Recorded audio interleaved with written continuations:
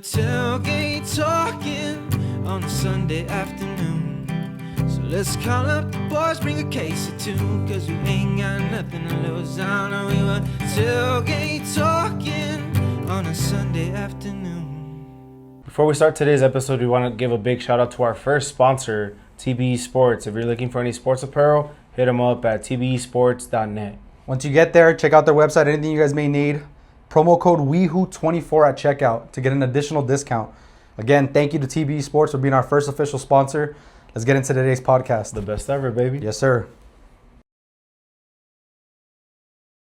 Welcome back to the Tailgate Talk, guys. My name is Brandon. Got my buddy Chris here to the right.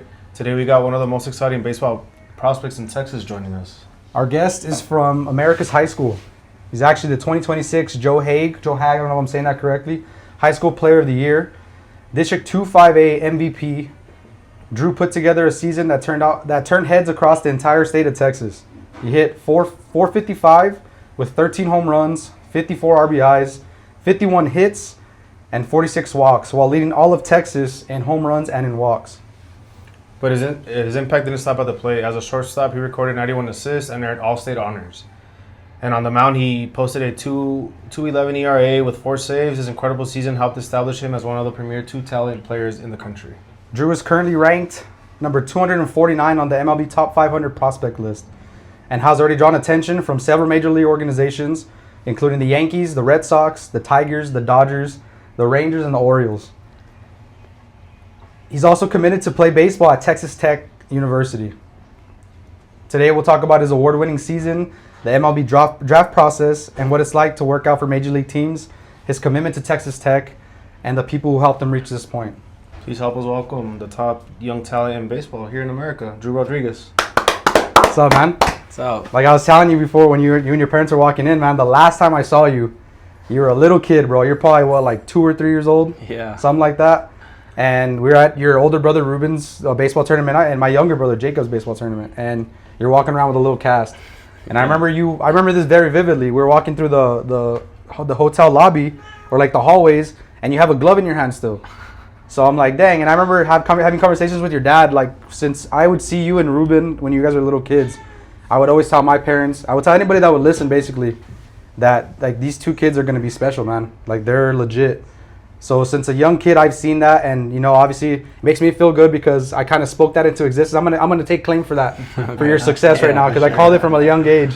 But you're doing it, man. You're one of the better players in the state of Texas, not just El Paso, but the state of Texas. You know, how does that make you feel, man? Just very proud of myself and just thankful for the Lord that I'm blessed with this opportunity to be in. That's awesome, bro. It's cool to hear, and every week, right, we have this running joke that every week it's like, oh, we have a special guest. Yeah. And I feel like as we keep going, they just keep getting more special, you know, and hopefully it continues to go that way. But when Chris told me about bringing you on the pod, I was really, like, intrigued, you know, because I was like, oh, it's a young kid coming out of high school. Looked up your stats, and I was just like, okay, damn, like, yeah, we really need to talk to this guy. And I feel like I say that every time, right? Yeah, but I mean, you look up stats don't lie, right? Numbers don't lie, dude. Numbers never lie. So when I saw, I was like, oh, for sure, we need to get this young kid in here and talk about it, you know, that way he can get that message out to some of these kids out here in El Paso that might have the same aspirations, you know, and to tell them that it is attainable. Like, they can do these things, you know what I mean? Exactly. And I'm sure I will get into it, right? But we can only imagine all the hard work he's put in, the countless hours in the cage, whether hitting, pitching, whatever the case may be, the sacrifices that his parents had to make to get him to tournaments and all that stuff. But really, I'm really excited about this one. Yeah, bro. man, me too. And just to get right into the questions, bro. Me and your dad spoke before this too, and he was telling me about some of the awards you got in, and how there was a couple of awards that, you know, weren't announced yet, and I believe they were announced today, if I saw that correctly. So before you say that, I don't know, my boy from the coach from Chaos, Chris Araujo, he says he knows you, and he sent me a screenshot. He was like, hey, I know the guy, I know the dad. If you wanna, like, maybe you could get him on the pod. And I was like, you're too late, bro. He's about to get here. Yeah, he gets here today. But go ahead, bro. Yeah, but back into the question, brother. Being named the Joe Hague High School Player of the Year, what did that recognition mean to you? Because that means you're the best player in all of El Paso, Texas. Like I said, I'm just like really blessed to be in the position I am, and I'm grateful for that award. And I give props to my coaches, my teammates for me getting that award. And when did you find out you're getting the award? Probably like 3 weeks ago. My coach called me about it.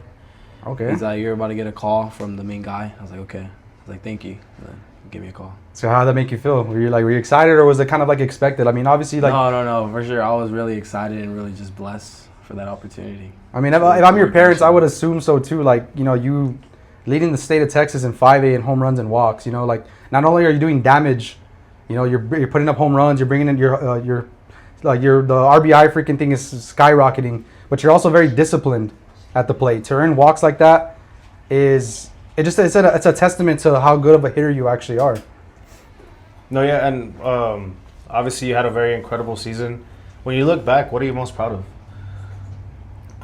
Just happy to be part of that team because we went really far and that was the furthest we've ever gone with that team. So I was just really blessed to be a part of that team, and it was just really cool that I was able to do it for the coach and everything. And then you talk about like you guys getting as far as you guys have ever gotten, and it was the Elite Eight, correct? Yes, sir. So before the season, you know, I'm sure you guys had some kind of expectations as a team, but I kind of want to know if you set any expectations or any goals before the season for yourself individually. Yeah, I did actually. It was to hit 15 bombs, and then it was to, I want to say it was to get All-State earnings, and then win MVP. Dang, and you almost did all three of them, Yeah, right? almost. Just too shy, man. But Yeah. still, that's very close. I mean, I think it's Yeah. important to, especially for young kids that are growing and developing, to set goals for yourselves. You know, it's one thing to, you know, have it in your head, like, yeah, you know what, like I want to do this, this, and that. But putting it down on paper, you know, putting it down on a whiteboard in your room or something like that, it's a consistent reminder, you know, of what your goals are and what you need to do to get those. And I will say that, and to say, just because you put it down on a piece of paper or because you put it down on a blackboard doesn't mean it's going to happen. You still got to sit there and you got to put in that work, right? 100%. And I'm sure you put in a lot of work this offseason and throughout your entire high school career. When do you feel like you took like the biggest jump though in high school? I'm sure like there was a point where you were like, you know, I am pretty good. But where did, like, for you mentally, when did it click that you were, hey, you know what, like I'm one of the better players in the state? Probably, I went to go play this tournament with the Mets scout team in the fall, last fall. And I was competing with probably one of the best people in like the four corners. Okay. And I wasn't overmatched. Like I felt comfortable at the plate and on the field with those guys. So speaking of that, like leading back into like this past year, you hit 455, 13 bombs, too shy of what you had overall said, right? goal. But I mean, dude, that's still very impressive. 54 RBIs, and you said that like everything clicked to you, right? So what clicked for you at the plate this season? Just being calm at the plate, not trying to do too much, and just not letting the moment get too big for you. I was actually going to ask you that. Like, I'm sure when you're coming into this season, because I know you had a pretty dominant junior season as well, like, I'm sure the expectations for you were kind of, you know, very, very high. So was that like a staple in your mind that you wanted to be like, you know what, I can't let things get too big. I can't let the moment get too big. I just got to be me. Obviously, I'm here for a reason. Was that really big for you as far as like your approach? Sure. Yes, sir. Yeah, for sure. Like, I just couldn't let the moment get too big for me. And of course, like, it happened twice, many times, like throughout the year. But I just had to keep bouncing back up for me. And would you say that was like those years that it did get a little bit too quote unquote big for you? Was that good? Like the first time it happened, like did that help you? Oh yeah. Like when that moment like came up again in the future? No, yeah, for sure. Because I like learned from my like mistakes, and I just like build it up from that. Okay, nice. A cool question I had for Diego Cardenas that was on our pod. He finished 8th in the country in home runs, and obviously saw that he got second team All-American. All-American, yeah. I asked him this question because obviously he's a great hitter just like yourself. When you're at the plate, what's going through your head? Like, say you step in between the lines, what are you thinking? I'm thinking just gap to gap and just really that. staying calm. That's honestly that's all that goes through my mind. Love that. I love I love how also Diego brought up like don't get 2 strikes. Yeah. Because the only way you strike out is if you get 2 strikes. It's like that saying, like what's the best way to hit a curveball? Yeah. Don't miss the fastball. Don't miss the fast I'm one. saying, you get that, and like a lot of coaches teach young kids that, and I love that actually. You know, there's certain situations where you get into where it's, you know, you're not gonna go like, let's say the first 2 guys come up to the plate and you're in the 3-hole, and they get out in 3 pitches or 4 pitches total. Like you're not gonna go up there and swing at the first pitch. It's just like one of those unwritten rules of baseball. Yeah. So there's certain situations for that, but ideally when you go up there, like the first pitch, ideally, especially like in high school baseball, youth baseball, is gonna be a fastball right down the middle. You know, it's like everyone tells pitchers get ahead. So that's probably the best pitch you're going to get in the at-bat. So, you know, go out there and just try to do damage. Gap to gap. Gap to gap. Love that. So as the sorry, go no, ahead. you go. You go. As the year went on, bro, do you feel like pitchers started attacking you differently? I feel like just like from beginning of the year, they kind of just would pitch around me a little bit and kind of just throw a lot of off speed to me. So I had to really adjust from last year to this year because I feel like I got more fastballs last year than I got this year. So it was just mostly adjusting to the off speed. Love that. And would you find pitchers like how they say like they're intentionally walking you, but they're not putting up four and putting you on. They're living around the zone, try to make you maybe get you to bite on a pitch that's close to the zone or a breaking ball that starts off as a strike, ends up as a ball. Did you feel like they were trying to do that a lot, or was it more like, hey, just put this guy on? Later into the game they would do that. Yeah. And then playoffs, but earlier into the game they would kind of just throw to me. But like I would say later into the game I would get a little bit of that. It's gotta be a great feeling, huh? Right. And like, these guys want no part of me. Right. Just put me on. So that leads to my next question, going off script here. So you're a coach and you're facing this kid. What's your like strategy?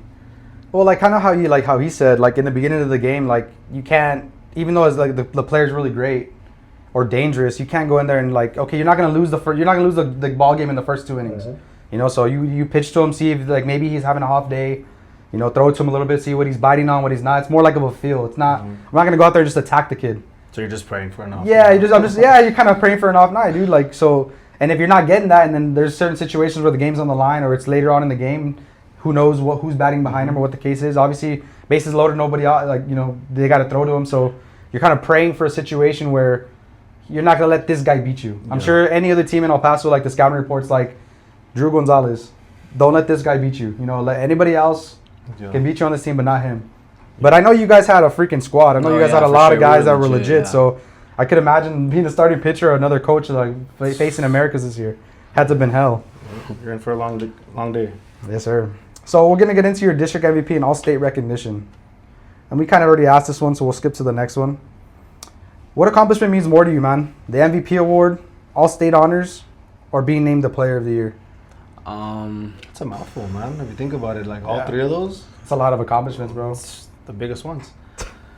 I would say all-state because that's like in the whole state of Texas. So Yeah, that was probably pretty cool. I was like really that, grateful for that. I can only imagine, bro. Like the state of Texas, it's like like Texas, California, Florida, are like the top three. And off the top of my head, I could be wrong, but powerhouses as far as like athletes go in high school. So to be the best shortstop in the state of Texas in 5/8, like does it ever like, honest question, bro? Does it ever kind of get to you a little bit? Like do you ever let it like hey Dan, you know what? I'm freaking Drew Gonzalez, bro. I'm him, as the kids say nowadays. Or are you more like, do you check yourself and kind of like let yourself know like, hey, you know what, like I am him, but there's other guys that are at my level or guys that I'm chasing, so I got to kind of stay level-headed and keep for sure. I grinding. feel like I stay level-headed because I've gotten humble a lot of times in my life, so like I know what that feels like. So I know I need to stay like calm down. Like, and then it's a game of baseball, right? Like highs of highs, lowest of lows. For sure. Was there a game this year where you felt that everything was just going completely your way? Or there might be several games, right? Probably the game, because off the top of my head, probably against Abilene. It was a area round. We're playing Abilene. It was game 3, and I feel like everything was just clicking that game. Yeah. Is there a specific game that like maybe stands out to you as far as like not you individually but as a team, like a huge win for Americas, or a run like the run in the playoffs? Is there one specific like moment or game that stands out to you the most? Probably game 2 of Sweet 16. That was a really good game. I want to say the score ended 3-2. Dang, it was a nail biter. Yeah, we ended on a walk-off. It was like a bunt. The pitcher grabs the ball, throws the ball to first, hits the guy off the runner's head, and the runner scores. So, dang. Yeah. What a way to lose a ball game. Yeah. So we're talking about like the great things you do at the plate, right? As a shortstop, what part of your game do you think you take most pride in? Just being a leader on the field, just trying to pick up the teammates and the pitcher especially, and just making sure everyone knows where they got to be, so there's no confusion on the field. And how much work does it goes into making like a routine play look easy? Like before you answer, there's a lot of times you see on TV, like in the college level or the professional level, guys are out there. It's like it looks like it's a routine ground ball, and they make it look nonchalant. But for people that don't know and don't play the game, like it's really really tough. So I'm sure there's a lot of work that goes into that. Kind of walk me through like what you like to do as far as defensive prepping for the games or just practice in general. I'm a really big on just short hops, just working on your drop steps, just footwork. I use this thing called Lipe. I don't know, you've probably never heard of it, but it's like this thing. It just makes you keep your hand really straight. Oh, like just almost out Yeah, like this, so palm it's out like just this? like this, yeah.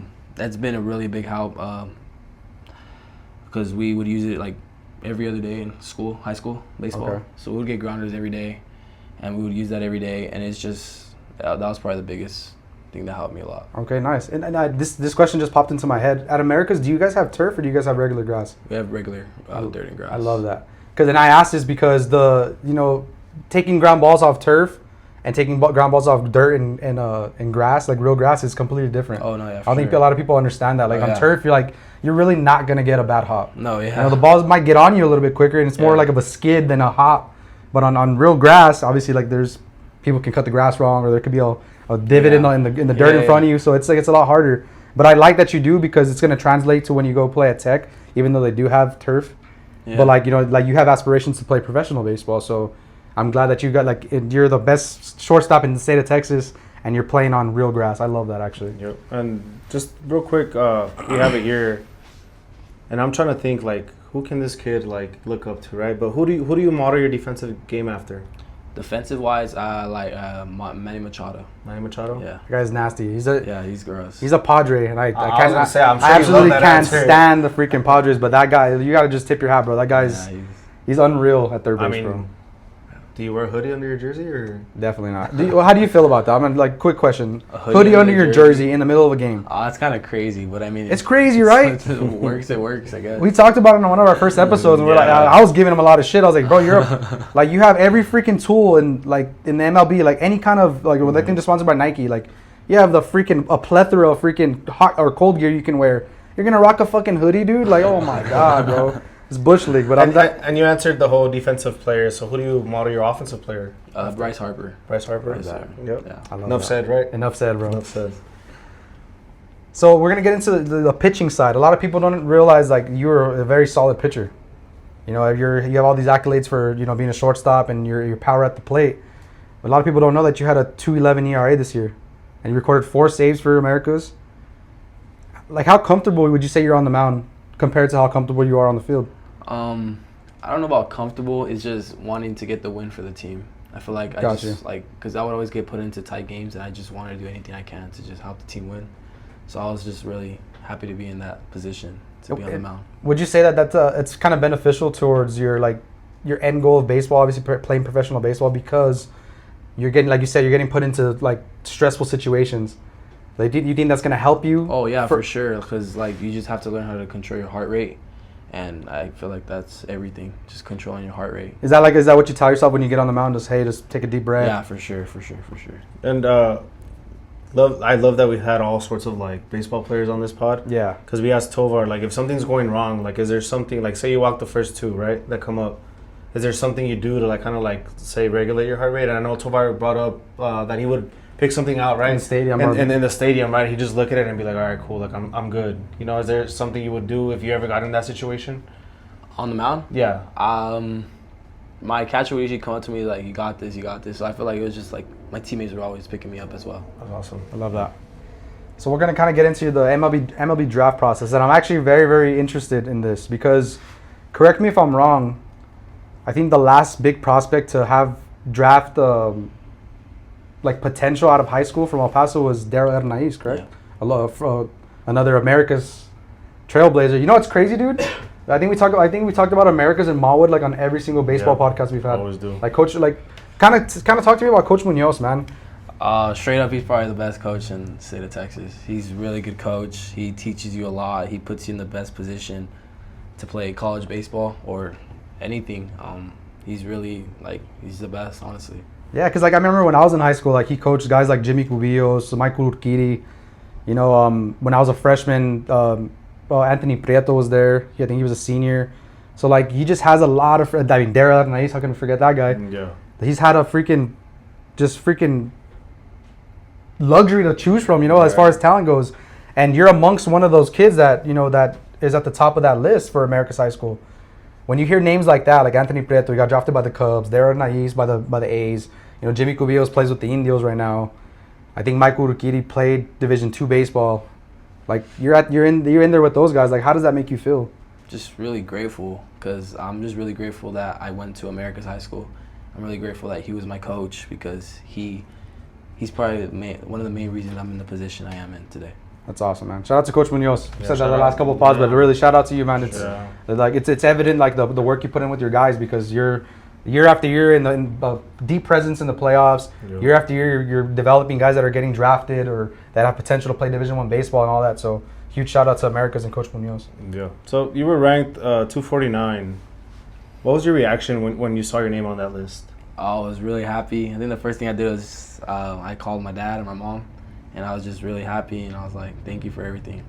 And we'll get their reaction later, but because that's something I want to ask them. You know, Yeah, like, yeah. us as parents, right? Like, obviously my son's 8 years old, and I coach his baseball team, and it's all fine and dandy. But I feel like if I ever get to that point, God willing, that my son's on any list, right, is getting any awards, whether it's like even just all district, you know, Yeah, man. I'm sure it just feels great to know that like everything you do for your son, like, pays off. You know what I mean? And we're gonna have Coach Ruben on right now too. I'll ask him a couple of questions. But the next question, I'm sorry. So like, since you kind of been getting recognized by Major League scouts and Major League coaches and stuff like that, like how has life changed from that moment where you're starting to get all this attention for potentially being drafted? I feel like it just made me put my head down and just work even harder, because I know that there's like so many good players and like nationally, and it's gonna be rough and it's gonna be hard, and I have to learn how to adjust to like not being the best on there, Yeah. and it's gonna be hard, and that's probably the biggest thing. You worked out for the Yankees, the Red Sox, Tigers, Dodgers, Rangers, and Orioles. What was that experience like? It was like a blessing. Like, I don't think I've ever smiled so much at any of them. Like, it was unreal. Like, it just felt unreal. And how did that process work? Like they reached out to you directly, or they reached out to your coach, your parents, and they're asking you to come like do a closed workout, or was it like an open workout? Or what was that So the situation workouts like? were like 15 to 20 kids. Okay. Half of them were pitchers, half of them were outfielder and position players. Someone would reach out to my coach, my high school coach, and someone would reach out to my agent. Okay, nice. So, Dang, he's got an agent, bro. It's crazy. That's wild. I got an agent too, bro. It's called my wife. I thought you were gonna say like State Farm or something. I'm in good hands with Allstate. Allstate stands. Which workout surprised you the most, surprised me the most? or was the most challenging? I'm sure they all were, right? But I'm sure one in your head sticks out more than the others. Probably the Rangers. Rangers? I Because bet you love that. The stadium was really cool. That was Globe Life, really huh? cool. Globe Life. Yeah, for sure. Oh, so you got to go to Globe Life and work out there? Yeah, it was Holy really shit. nice. Yeah. Yeah, That's that's cool. Tovar said obviously Yeah. that he pitched there. Even and Diego said that his favorite memory was playing at Globe Life. So Yeah. Hey, you see, there's it's the Rangers. I mean, it's not the Dodgers, but yeah, they're nice too, bro. I don't mind that. And like, so like, talk like, kind of walk me through like what the talks with the scouts are. You know, like, are they asking you about your grades? Are they asking you just baseball related questions, or like what kind of questions are they asking you? I mean, yeah, it's baseball related, but believe it or not, a lot of it's like just getting to know you as a person. Okay. Yeah, I think that's probably the biggest thing, just getting to know you as a person. And the big thing I think for them is like getting to know your parents, how they are. How you were raised? Yeah, for sure. I think that's what it was. Is there a team you feel like had a really big impression on you? I feel like they're all pretty cool with me. They all treated me the same. They're all really nice to me, and yeah. Well, I'm sure. And this is something I wanted to say for the end, but I'll say it now. I'm sure whatever team you do land on, bro, they're blessed. They're getting a dog. 100%. Yep. Thank you. And so, like, what would you say is the most nerve-wracking part of the draft process, or like the pre-draft process? Because we're not at the draft process yet, right? It was probably just during season, when I would step into the box, because they would go to my games, scouts, and they're always, so I'm a lefty, so in front of me, there's always like a little fence right there. Yeah. And they're always just there, and I would You just could see always the cameras flashing at me. I was like, Like, oh damn my it. God, yeah. That was can- probably the scariest part. I mean, for a high school kid, bro, like that's crazy. Like to still put up the numbers that you did, and to understand that you're having, you know, scouts there like watching you specifically. And I'm sure other kids that are on your team, like we mentioned, you guys had a really good team. But you know, like a normal high school kid that's just quote unquote El Paso good. There's nothing wrong with that, right? Everyone should strive to be just locally good first before you reach the national level. But they don't really go through that. and I don't think anybody else put up the numbers that you did with the additional pressure that you had of these professional scouts. So like I just want to give you a shout out for that, man, because I mean I played high school baseball, I played college baseball, and I was never in a situation where I was getting scouted like that, and I felt an immense amount of pressure, you know. So I can only imagine what he was going through, dude, and just to be able to channel that, you know, it speaks volumes to your character, it speaks volumes about your parents and your upbringing. So that's I want to give you a huge shout out for that, man. Not just that, bro. Like he keeps mentioning his team, right? And we talk about his team. Like, imagine the pressure that the team has. Yeah. You know what I mean? Like having to be able to perform at their best, knowing that like there are scouts. We have Drew here, but there's scouts here, like watching. Yeah. You know what I mean? Like I'm sure, in a sense, they probably feel the pressure for their teammate. Like, oh, like whoa, if I'm the first baseman, he's playing short, right? Like I got to be the best. One first short hop, baseman. I need to snag everything. I need to make them look good, right? You know, so that goes both ways. So shout out to Americas and Coach Munoz for that, because I'm sure he, although has probably dealt with this pressure probably another day in the office, right? He's like, All right, cool. I've had this happen. Yeah. So let's get into the Texas Tech commitment, man. So going like playing high school baseball, like when did you really start getting like noticed by college coaches specifically? My freshman year going into my sophomore year. Okay. Yeah. First school was New Mexico State, but then so they weren't able to offer me because there was like a new NCAA rule. They can't offer you till, I want to say it's like your junior year, like August 1st or something like that. Okay, yeah, because like national letter of intent days, like November like 1st, something like that, right? So they were the very first school to call me. I want to say they called me like at 8 a.m. So they called me. I was like, oh yeah. At an alarm set, like call Drew at this time. So that was like, I was like, they're the biggest school that was on me, and so I was like, so that's when I committed there to New Mexico State. Okay, nice. And then after that, like, would you say there's a lot of schools that followed after that, or was kind of like, was it mellow? Like, what was the situation like? I feel like it was mellow. There was like a couple schools, but there wasn't like no crazy stuff like that. Okay, and when did Texas Tech come into the mix? So they had went to go see me play my sophomore year up in Lubbock. We play every year. We play a tournament in Lubbock. So they went to go watch me play my sophomore year, and then that was about it. They never got back or anything like that. Then I want to say it was like 2 weeks before I had to sign my letter of intent to New Mexico State. Texas Tech called, and it was kind of crazy. And then I bet you New Mexico State was so pissed, bro. And then I just kind of had to have a talk with the New Mexico State coach, and I feel like that just helped me grow a lot. Okay. It was a really like mature talk. Yeah, I was gonna say having a mature conversation. And then I just committed to Texas Tech.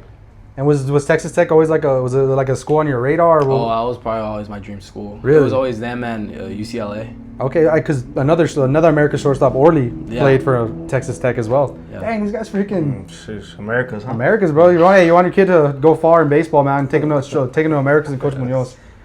So if you do happen to make it to campus, what are you most excited about? Just playing for my dream school, and playing for that coaching staff. It's a really cool coaching staff. That's awesome. And how difficult is it balancing your commitment to Texas Tech while preparing for the MLB draft? You know, because there's always that potential that you can commit to Texas Tech and you can be drafted. You know, has there already been like any conflicting thoughts, or has there been conversations with a Texas Tech coach? Like, oh yeah, for sure. Quite a few actually, but it's just staying calm. I feel like, and just trusting in God, and that just putting it in God's hands. And okay. Yeah. So now we're gonna skip to what I feel is probably the most important part of this process, and it's your family and your support system, right? Obviously, you can't get here without the support that you have. Obviously, we could talk about going back to when you were young and parents taking you to the games and stuff. But how important have your parents, and thankfully they're here behind the cameras, and I'm sure they're going to feel heartfelt when you say whatever you do have to say. How important have your parents been throughout your baseball journey? They've probably, they're the reason why I'm here, why I'm here right now in the position I am today. And I'm just really grateful to have the parents that I do. They've made a lot of sacrifices so they could take me to tournaments. And I also have an older brother, so they had to make 2 sacrifices. They would take both of us. Sometimes my dad would go watch my brother play. Sometimes my mom would just go watch me play. So it was like a lot of sacrifices, a lot of money spent. And I just really hope I can repay them one day. And you bring up your older brother, Ruben, and I kind of gives me an idea what your answer is going to be on this question, but who has been your biggest influence in the game of baseball? Ruben, my brother. Ruben? For sure, yeah. I mean, your brother, he plays at UGR-TV. Yeah. And, you know, I'm assuming seeing him sign his letter of intent to play Division I baseball was a big motivation for you. And, you know, you going to Texas Tech, which is usually a Power 5 school, you know, I'm sure he's looking at you and like, damn, you know what?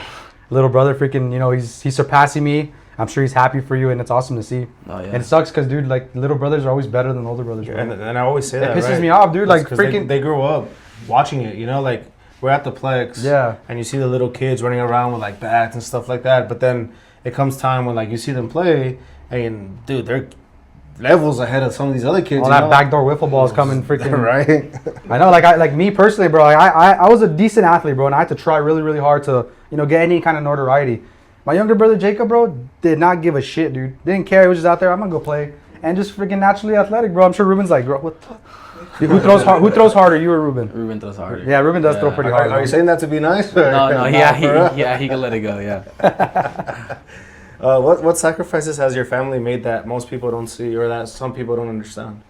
I would say the money part. I feel like they made a lot of sacrifices in that part, for sure. And baseball is expensive, man. Baseball is so expensive. Yeah. It is insane. So. I remember me and my mom were actually having a conversation when I told her you were going to come on the podcast.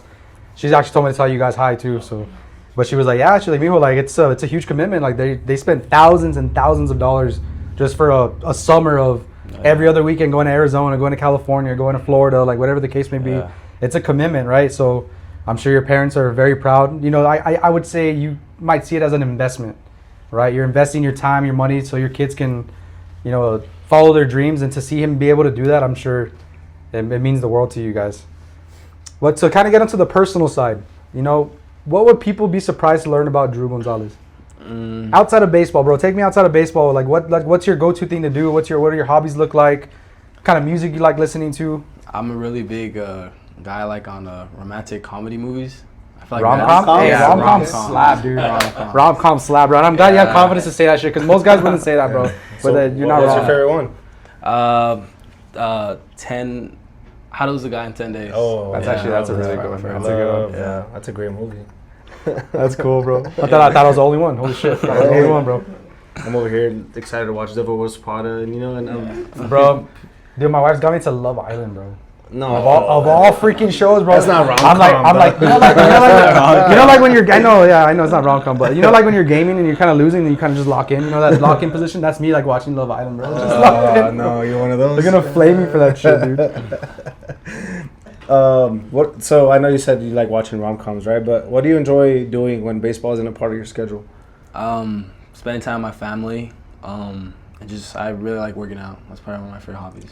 Stay in the weight room. Talk about this all the time, right? With all the athletes. Stay in the weight room, yeah. Like, were you ever hit with that, like, that stigma that, you know, you can't get too big because you're not athletic? You won't be athletic? I've heard of that. Yeah, actually, I've heard of that. I feel like I feel like when I was in high school, that was like a really big thing. Like, people were scared to get big, and I'm like, bro, like, look at all these professional guys. They're huge, bro. Yeah, for sure. Does Coach Munoz kind of implement like the weight room? No, like, for sure. In the off season, yeah, we hit it pretty hard. Nice, bro. And what's your favorite baseball team growing up? MLB team growing up? Dodgers. See that? He's a smart man right there, bro. He was raised correctly, bro. Raised correctly? Clearly, right? Just kidding, bro. Who was your favorite player as a kid? I used to really be a big fan of Matt Kemp. Okay. We would go to spring training a lot. Yeah, I was a big fan of him. Yeah, you know your cool story. My dad actually met him in I forgot where he was flying. He was somewhere in California. He was flying to the 49ers game. And my dad actually was on a flight with him. So Matt Kemp was I guess they were waiting to board and stuff like that. And he was chilling at the bar. My dad's there. And he's tells one of his coworkers, bro, that's Matt Kemp. And nobody noticed him. And he's like, no, it's not, bro. And my dad's like, dude, I swear to God, it's Matt Kemp. So my dad went up to him. And he's like, hey, dude, don't make a big deal, please. Dude, can I get a picture? He showed him his tattoo of the Dodgers. He's he got a picture with him, and then after that, my dad's like, dude, everybody flooded him. He's like, I felt so bad. And if you could spend a day with any current MLB player, who would it be and why? I would say Mookie Betts, because he actually does podcasts like you guys. Yeah. He seems like a pretty cool guy, to be around and be a pretty fun day. And that guy's freaking good at everything, too. Yeah, for sure. Yeah. He bowls 300 and shit like that. He can dunk. He's 5'10". Yeah. Crazy. Athletes, huh? Yeah. So now we're gonna get into a little quick segment, which we always. It's not a quick segment at all. Oh, I was about to say we always like contradict ourselves because we call it rapid fire, but then there'll be times where like we ask the question and like we'll answer it before we even let you answer. Yeah, we don't even let you question. talk, bro. But what's the favorite ballpark you've played in so far? I'll say Global Life. Good life. Yeah, for Dude. sure. The Rangers have that going for them, bro. Hardest pitcher you've ever faced? Like fastest? Like toughest, I mean. This guy named Lucas Naraski. I don't know how to say his last name. He was our Elite 8 round. Lefty, committed LSU, probably like 94, 96. And he was really good, for sure. Sheesh. Favorite walk-up song? It's called Canción de Mariachis. Okay. I don't know if you guys watch UFC. Yeah, for sure. Oh, that's your walk-up song? That's actually one. fire. Down. That's actually fire. Did you watch the card by any chance? Yeah, I did actually. Did you like how they played that live? Not really. I think it sounded kind of soft. Honestly. Yeah, I think even like Sugar Sean's like it was cool, but it wasn't like the actual song on the speakers, bro. It didn't hit the same. All right, favorite pregame meal? Probably Chick-fil-A or Chipotle. That's probably my go-to. Chick-fil-A and Chipotle. You can't go wrong with any of those. Great answers, bro. Great Right. answers. Home run or diving stop in the hole? Home run. All day? For sure. Yeah, all day Yeah. for sure. Yeah. College World Series or MLB Draft? That's a tough one. Probably MLB Draft. MLB Draft. Yeah. The College World Series would be sick though. That would be pretty badass. Out of the organizations that you Worked out for? worked out for, who had the best clubhouse and why? I feel like they were all pretty like cool to be around. Like all the clubhouses were really pretty cool. One that sticks out to you the most? I wouldn't say so. I feel like Oh, they're they're all all- just It's a good experiences all for around. Sure, for sure. And one word your teammates would use to describe you? I would say helpful. Helpful? Helpful. In what way? I want you to elaborate on that. I feel like they would all kind of come to me like for hitting advice and kind of Okay. like with a swing, and I never had an issue helping anyone. So That's a good thing to have as a teammate, bro. Yeah, that's a great teammate.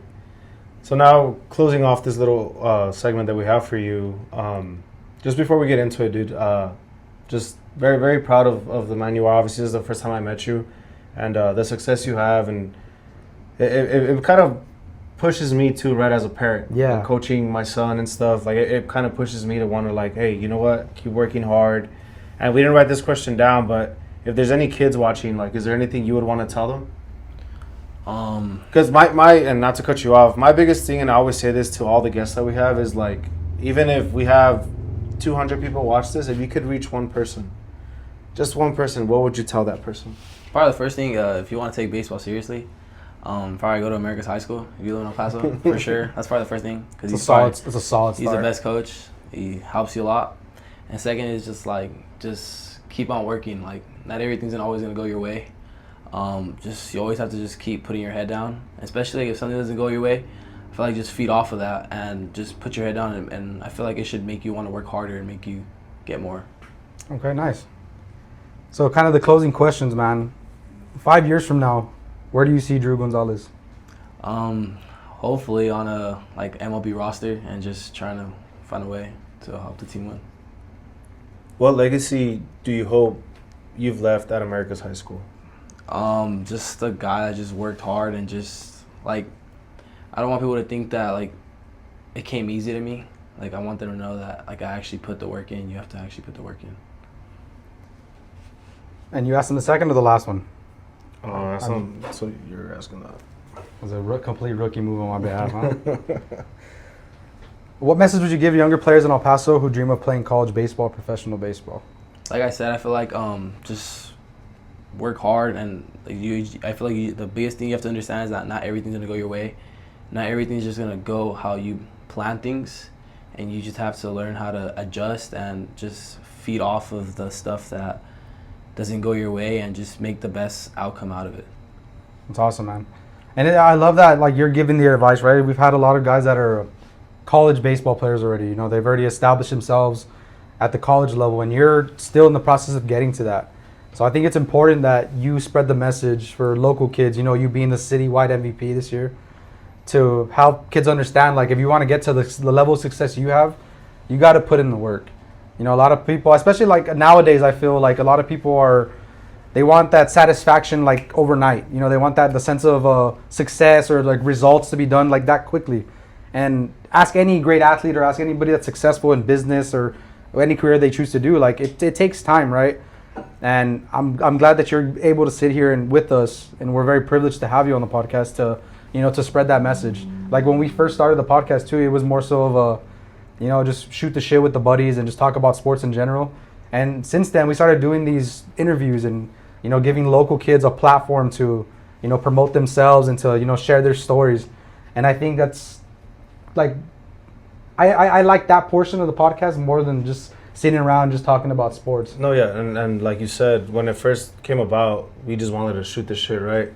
And then we had the first guests we had was Justin Maesa and Alex Reyes. Mm-hmm. And when we were talking to them, we kind of figured out like, wait, like we can take this into a different like avenue, you know? And then we started getting all these guests coming on and giving them a camera, right? Like letting them talk about what they do, what they see. That way, because I'm sure there's some people out there, bro, and although you're young, I'm sure you have a bunch of haters. I'm sure you have a bunch of people that dislike you because of your success.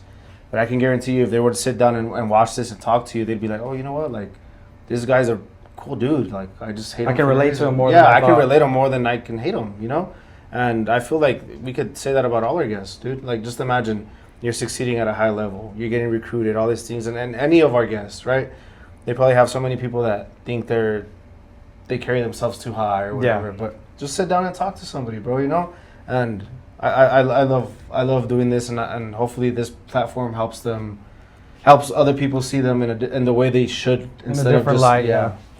But yeah, honestly, Andrew, like it was a lot of fun having you on this podcast, bro. Like I mean this from the bottom of my heart. Like seeing you from a little kid and you and your brother grow up into the ball players you've become makes me really happy. You know, to know that I was able to witness it at an early stage, and I can't wait to witness what you do from this point on. Whether it's Texas Tech or whether you get drafted in this upcoming draft, we're going to be rooting you on.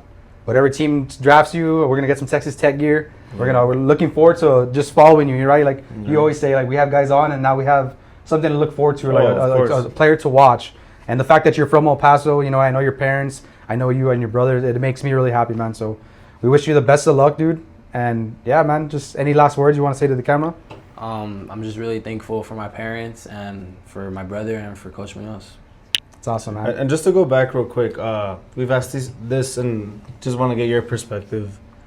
We're getting away from Drew, right? We're talking about something else. World Cup's going on right now. Yeah. Is there any favorite that you have?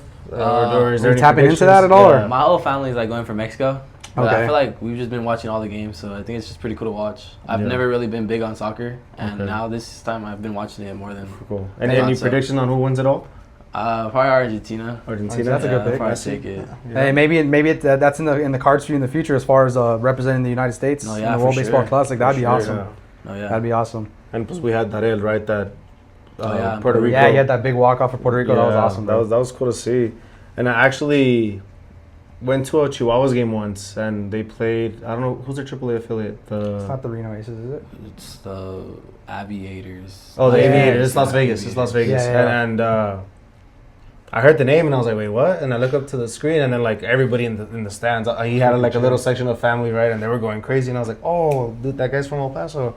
So would it be super cool to see if that route happens, or if that comes to life, right? That you play at Southwest University Park. That'd be super cool. Yeah, for sure. We've had other questions too. In-N-Out or Whataburger?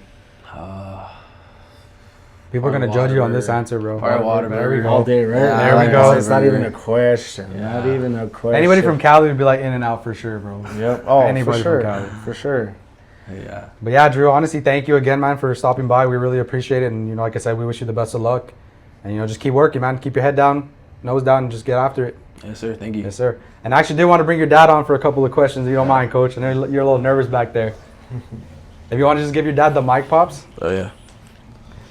And, like, while they're getting ready, like, how you're talking about you as a father, you know, getting, you know, like, seeing, like, these people that we have on and, you know, kind of taking notes of, like, okay, you know, like, what can I do for my son to maybe potentially get there to this level? No, for sure. His pops, I had asked him before this if he wants to come on because he's raised 2 kids that have played Division I baseball. So I kind of wanted to ask him, like, as a father and, you know, as a Yeah. coach, like, when they're younger, like, what's the day-to-day like? Yeah. What's the mentality I like, you know? I have a lot of questions I want to know myself. Yeah, I right? bet you do. I bet you do. But dude, I think you turned it off, right? Nah. no, it's on. You're good. Yeah, you're good. Good to go. Obviously, coach. Jesus Does it feel weird that I call you coach still? Nah, that's good. Everybody calls me coach. That's a good feeling, huh? So what's the meaning behind that? You keep calling him coach. Did he coach you growing up, or? Well, it was more so because I was younger when his sons played with my younger brother Jacob. I was maybe like about to go to high school, maybe like middle schoolish. Okay. So it's just like more of like a respecting, you know, like I would go out there to get my glove and go work out with the boys and stuff whenever they had practice, and he would always very influential in helping me, like, you know, develop my game. So it's more so of a, you know, admiration, you know, respecting. Yep. But yeah, coach, so you, like I said before you hopped on, you've raised 2 boys that have played Division I baseball. You know, first of all, talk about how that feels to you as a father, and then kind of get into like what's the preparation like raising kids to get to that athletic ability. Well, I would say it's very proud. We're proud parents, you know what I mean? There's a lot of hard work in reference to, besides, of course, obviously we're proud of what they've become now, everything we've put into it and stuff like that, you know, but the preparation to it was more like a day to year basis, kind of like you don't foresee what's going to happen in the future. You just kind of work, like he would always say, put your nose down and work what you could work at that time. You know what I mean? Yeah. Don't try to think, oh, I'm doing this because one day I'm going to be a professional baseball player. Okay. Or don't think, oh, because I'm going to be the best player in El Paso. Kind of just work hard. Never compete against compete against yourself. I love So that. that's something I would always tell them. You know, don't worry what the guys next to you is doing. Worry about what you're doing. You know, a lot of times kids, they're so worried about what other kids are doing. You know what I mean? Don't worry about that. Worry about yourself. Worry about what you can control. Because you're not able to control what they're doing. That's true. But you can control what you're doing. Control what you can, right? The only thing you control is what you're doing. What you're doing. Good. While we were talking, I kind of came up with this question. Was there ever a time where you talked about how little brother is always better than older brother, right? Was there ever a time, and it's not to disrespect older brother, that you were like, okay, yeah, like he might be. This one might have something on my older one. I would just say that not at that early age, but I would say more like at 10 to about 13, you could see the difference of where Ruben was at and where Andrew was at that age. Just because it became a little bit easier for Andrew, everything came in a lot easier. Ruben, it was like you had to work hard for it. Ruben he was real good, but he had to work hard for it. But for Andrew, he was never like that guy that'd be like, I'm gonna work hard. He would all be skipping all the time. I would let Ruben, hey, be in charge, make sure this guy's doing his push-ups by the time I get home, make sure he did this, make sure he did this. So I would leave him homework, right, every day. Every day, that's something that we did. We had homework, we had push-ups, sit-ups, or run, whatever. Every day they had to do something. Before I got home, they got home from school, eat, meals, whatever, homework, and by the time I got home, their training must have been done before we go to practice or anything like that. And this guy would always be skipping on it, you know what I mean? So, and Ruben would never skip because he knew he had to work hard. So, yeah, that's. But about 10 to about 13, that's a separation I would be able to tell that. The difference about how good Andrew was between Ruben. I'm telling you, dude. The younger brothers, bro. There's something about it. There's something about it. Younger brothers. But as far as like drills and stuff like that, like what kind of drills did you have in there? I mean, I know Ruben was recruited as a shortstop as well before he got to UGR TV. And, you know, so is there anything like specifically like defensive wise that you would have them work like or like focus on? It was a lot of, just like he said, a lot of short hops, footwork, angles, knowing how to position yourself by throwing the ball.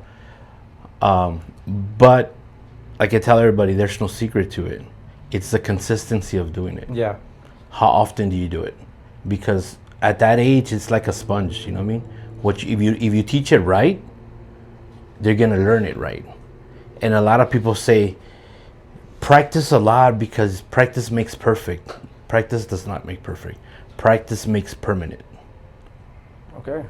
If you practice wrong, you're gonna learn wrong. Yeah. You can do the wrong thing 1,000 times and... Exactly. You know what I mean? So, and that's something I would always tell them. A lot of practice, it's you go and hit in the cages for 5 hours. Doesn't mean you're gonna be a better hitter than the guy that hits 2 hours. That's true. If you're doing it You're wrong. doing it Doing it wrong. Yeah, you just wasted 5 hours. You just wasted 5 hours of your time. You know what I mean? Quality versus quantity. It's always like a big thing that I always tell them. You know, do it every day consistently. Quality, not quantity. You know what I mean? I think that's a big thing to grow as a young player, learning that. You know what I mean? Okay. Listen to the coaches. Coaches don't know everything. No, definitely not. They don't know everything. Well, I don't know everything. You know what I mean? But good coaches learn from each other. Yep. You know what I mean? If you wanna be good, you'll listen to the next coach next to you. You might have something good to say. You might not, but if you listen to him, you might. You could take something from it, add it to your tool bag. Yeah. Yeah, there's always something positive you can Exactly. take. Yeah. A cool thing that he brought up too is when we talked about like the rankings, right? That he was 249. He said that right away. He called you. What was your reaction to hearing him tell you that? I was very proud. I was surprised in the fact that his recruiting process for the MLB Draft was real late in the game. It was his senior year, not like other guys that had been in the top 300, top 500 since they were like sophomores. You know what I mean? Andrew was not in the top 500, not in sophomore, junior year. He joined that 500 group his senior year. So by him telling me that, I was surprised and proud and happy, and I was like, "Whoa, what the heck?" I mean, Well, that's something. wow! I was just like, I couldn't believe it. I was like, "I'm like, are you sure, dude? Let's check again." You know what I mean? Maybe it might change. Refresh it. Let's see how it changed or not. It's not ChatGPT, right? Yeah. And then just one of the last ones I had for you, Coach. Was it for Ruben and Drew specifically? Like, were they in love with the game from a young age, or was it something that kind of had to like grow over time? It's a good question because I think they fell in the game. They fall in love with the game at a very young age. Because I can't say that it's me that instilled it. It's just that in our family, that's we don't know nothing but baseball. Baseball. So for them, it's like, yeah, we watch football. Yeah, you know, we watch the game. We get together. We'll go, hey, you having a get together? Yeah, for football? Yeah, let's go. That's it. Whatever. But for baseball is in my house on TV like 24/7. 24/7. Same here. So it's like, it's instilled in them since they're young. You know what I mean? It's always baseball. We watch baseball night and day. And my wife's side of the family, they're all baseball stuff as well. My family side, they're all baseball. Both sides, my mom and my dad's side. So it's kind of like a little bit of a generational kind of deal. Okay, I got you. And you kind of mentioned that Ruben was more like, hey, like, let's go work. And Drew was kind of like, you know what? If I get it done, I get it done. I got this. I mean, I don't care. I'm going to hit tomorrow 3 for 3 anyways. Who cares? So I guess I'm asking this to ask this, like, since you had both sides of the coin, right? Like one guy that's wanting to go put in the work, and another kid that's maybe like, you know what? I'm going to go do it because my dad and my brother are doing it. You know, not as into it. Like when you're like, I ask this because like I know a lot of parents like want to force their kids to like, you got to do it, and like sometimes kids don't want to. Would like for parents that are out there, because you did raise 2 Division I baseball players, would you say it's something that needs to be forced on them to work, or it's like it's got to come from them first before that kind of pressure comes to work more later down the line? Well, I was a victim of that, to be honest with you. But I learned from it, right? Because again, we don't know everything, right? Yeah. We're still coach. My son was Ruben, my first son, so I didn't know that me drilling him of practice every day was the best thing. I didn't know it was not the best thing. Okay. You know what I mean? And I did that. And I'm not like the proud guy to say, oh yeah, I did. No, I learned from it because I did do it with my younger son. So if I could tell any parent to do that, I would never tell him to do that. You know what I mean? Let him fall in love with the game, and then teach him slowly but surely the fundamentals, and then playing here and there. But if you teach them the fundamentals, you'll know if they're gonna like it or not. You know what I mean? Because baseball is boring for people. You know what I mean? I have the problem with my son, my older son. He's just, it's not for him. He plays basketball now. He's just like, he wants to be fast. He's like that. It's just not for me. Yeah, I'm like, it's too slow for him. Yeah. And just to chime in real quick, to bring up my son, right? Like my family is not baseball anything. You know what I mean? Like, yeah, we like the sport. I didn't play baseball myself, but then my son is always watching baseball. It's always baseball. Wakes up with a baseball. Does everything baseball. You know, so hearing that, right? everything you're saying. Same thing, like, we'll get home from a tournament and, hey, Dad, can we go hit? And I'm like, bro, like, you just played 5 games in 2 days. Like, what are we doing? Like, I don't want to throw to you, you know? But just hearing that, right? And being a coach, we always say, like, obviously, we have 2 practices a week that amounts it to, say, 5 hours, right? Like, I always tell the parents, like, get work outside of whatever we do, because whatever we do isn't going to be enough, you know? And, and it's not saying, like, drill your kids to do baseball, but, like, get some working with them, you know? 30 minutes extra. It goes a long way. It goes a long way, you know. I mean, 30 minutes extra every day. It adds up. You add it up at the end of the day. Like you already have 2-3 hours more than the other kid that actually didn't do it, you know. And eventually, in a month, you're probably gonna be way ahead of the kid that never did it. 100%. You know what I mean? But it's gonna come out of them once they go into high school. You can't make them do it no more. You know what I mean? They gotta want to. They gotta want to do it. The parent cannot want it more than the kid. The parent cannot want it more than the kid. Exactly. And I commend Chris for this, because obviously he's a big baseball guy. Sometimes he talks and says terms that I'm like, bro, English, please. Like, you're saying some crazy stuff. So I really commend him, because when his son that played for me, right, he sent me a text, and I told him the other day, I'm sitting at Texas Roadhouse. I have a beer in my hand. I'm about to enjoy my meal. And he texts me. He's like, hey, King's not going to play baseball anymore. And needless to say, I mean, I still had my meal, right? But it killed my... It kind of ruined it. That beer didn't go down. Yeah, it did not. So you owe me a beer, dog. But I got you. I commend him, because he's the biggest baseball guy I probably know, you know? And his son told him, hey, I don't want to play baseball.